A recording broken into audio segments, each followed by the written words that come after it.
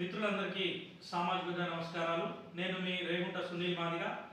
మిత్రులారా, మొన్న కర్నూలులో కావేరీ ట్రావెల్కి సంబంధించినటువంటి బస్సు దుర్ఘటన జరగడం, అందులో 20 మంది ప్రాణాలు కోల్పోవడం అనేటువంటిది చాలా బాధాకరం.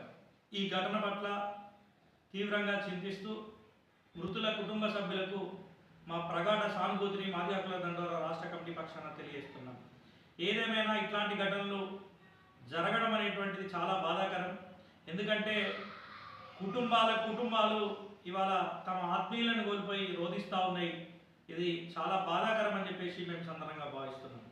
ఈ బస్సు సంఘటనలో 2 కోణాలని మనం పరిశీలించినట్లయితే, ఒకటి, ఎవరైతే బైకర్ ఉన్నాడో శివశంకర్ అనే బైకర్ తాగి వచ్చిండని చెప్పి ఆ తాగడం వల్లనే ఆయన బైక్ ప్రమాదానికి గురైందని చెప్పేసి ఒక కోణం వినబడతా ఉంటే, రెండోది ప్రైవేట్ ట్రావెల్స్ అనేది ఎంత మితిమీరిన వేగంతో వెళ్తాయో ఆ బైకర్ని గుద్దిండని తెలిసిన తర్వాత కూడా ఆపకుండా మేము వెళ్ళగలుగుతామనేటువంటి ఓవర్ కాన్ఫిడెన్స్తో డ్రైవర్ డ్రైవింగ్ చేసినట్టుగా కూడా ఇక్కడ కనబడతా ఉన్నది.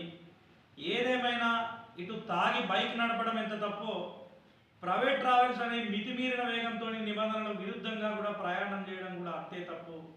అమాయకమైనటువంటి ప్రయాణికుల ప్రాణాలు ఇవాళ కోల్పోవాల్సి వచ్చిందని చెప్పి సందర్భంగా తెలియజేస్తూ, ప్రభుత్వం ప్రైవేట్ ట్రావెల్స్ మీద చాలా కఠినంగా వ్యవహరించాలి.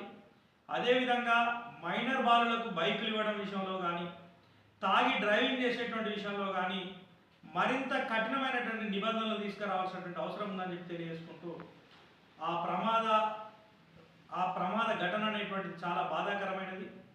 ఆ మృతులకు మా సంతాపాన్ని ప్రకటిస్తూ, ఆ కుటుంబ సభ్యులకు మాజీ హక్కుల దండోరా రాష్ట్ర కమిటీ తరఫున సంఘీభావాన్ని తెలియజేస్తూ, ఈ సందర్భంగా సభ్య సమాజం అంతా కూడా కుటుంబాలకు అండగా నిలవాలని చెప్పేసి